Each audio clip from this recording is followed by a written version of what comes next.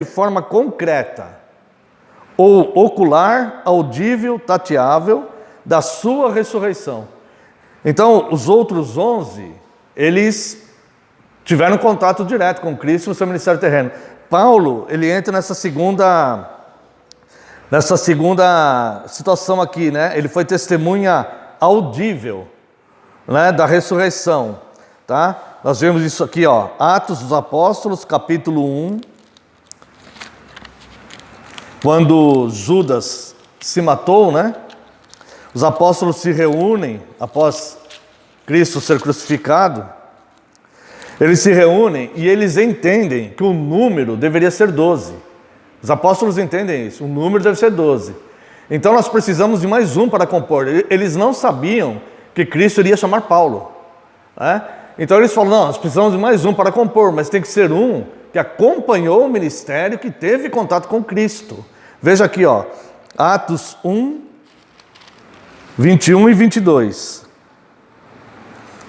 É necessário, pois, que dos homens que nos acompanharam todo o tempo que o Senhor Jesus andou entre nós, começando no batismo de João, até o dia em que entre nós foi levado às alturas, um desses se torne testemunha conosco da sua ressurreição. Então propuseram 2, José chamado Barsabás, cognominado Justo, e Matias. Tá? Então eles acabaram escolhendo Matias, né? Mas mais tarde, o Senhor Jesus chamou Paulo para compor o número de 12 apóstolos. Está claro até aqui? Temos alguma dúvida, irmãos? Se tiver dúvida aqui, temos que falar, tá? Tá bom? Além disso, eu nem vou ler por questão de tempo, né? Mas todos sabem quando Paulo estava indo do caminho de Damasco, que ele teve contato com Cristo, né? Ouviu a voz, Cristo chamando ali.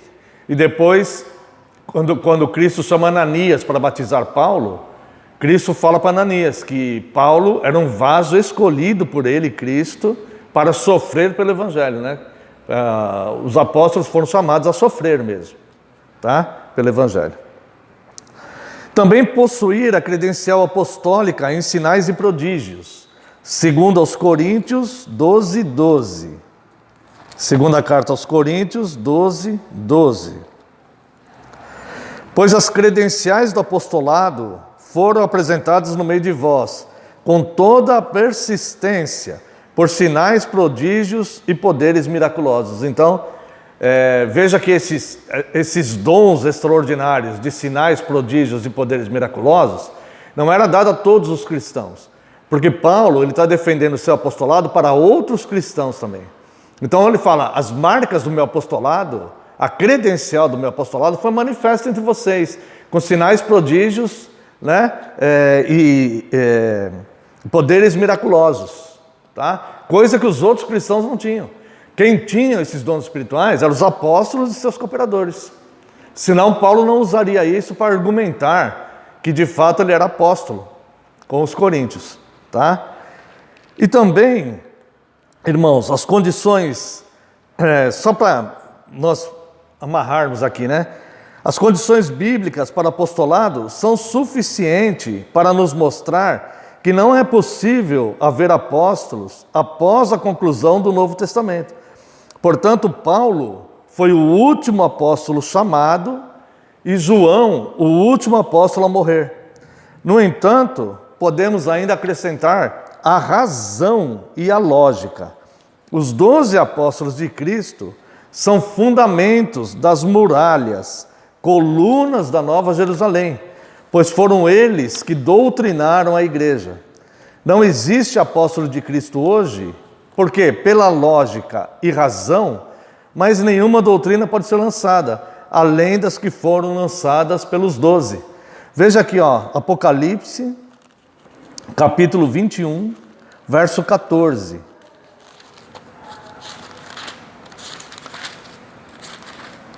Apocalipse 21, 14. Aqui é a visão da Nova Jerusalém que João tem, né? Verso 14. A muralha da cidade tinha 12 fundamentos, e estavam sobre estes os 12 nomes dos 12 apóstolos do Cordeiro. Então veja que é impossível ter Quantos papas já existiram, né? Eles não estão nessa lista aqui. tá?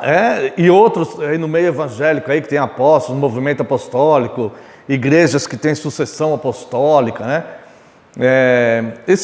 Essa variedade de apóstolos é impossível, são 12, tá? As muralhas da cidade da Nova Jerusalém, o fundamento delas são 12 apóstolos, né? Então são esses apóstolos e o número 12 que Cristo escolheu, tá?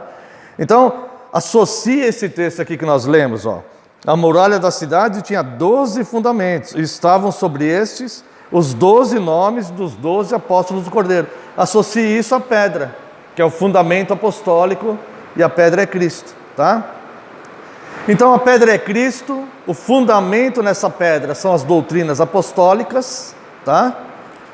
E eu quero só terminar lendo aqui com os irmãos Atos dos Apóstolos, capítulo 1, de 1 a 3. Aqui torna-se ainda mais irrefutável isso. Atos 1, de 1 a 3.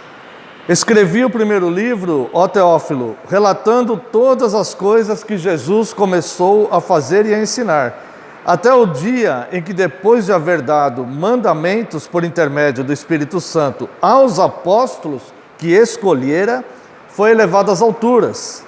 A estes também, depois de ter padecido, se apresentou vivo, com muitas provas incontestáveis, aparecendo-lhe durante 40 dias e falando das coisas concernentes ao reino de Deus.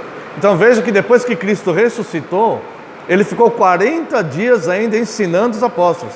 Ele ficou 3 anos antes ensinando e falando que ele ia padecer, ficaria 3 dias, né, morto e ressuscitaria. Ensinou. E depois que ele ressuscitou, ele ficou 40 dias com os apóstolos, fortalecendo as doutrinas e ensinando essas questões doutrinárias para eles, né? Então, irmãos, é simplesmente impossível, biblicamente, que existam apóstolos de Cristo hoje. Simplesmente impossível, né? E fundamentar toda uma doutrina dessa, né, dando tanto poder a um homem, baseado em um versículo, que é quando Pedro faz a confissão e que Cristo fala: tu és pedra e sobre essa pedra edificarei a minha igreja, desprezando todo o resto das Escrituras, realmente não deve ser considerado, tá? Porque uma doutrina, ela deve ter fundamento contextual nas Escrituras, né?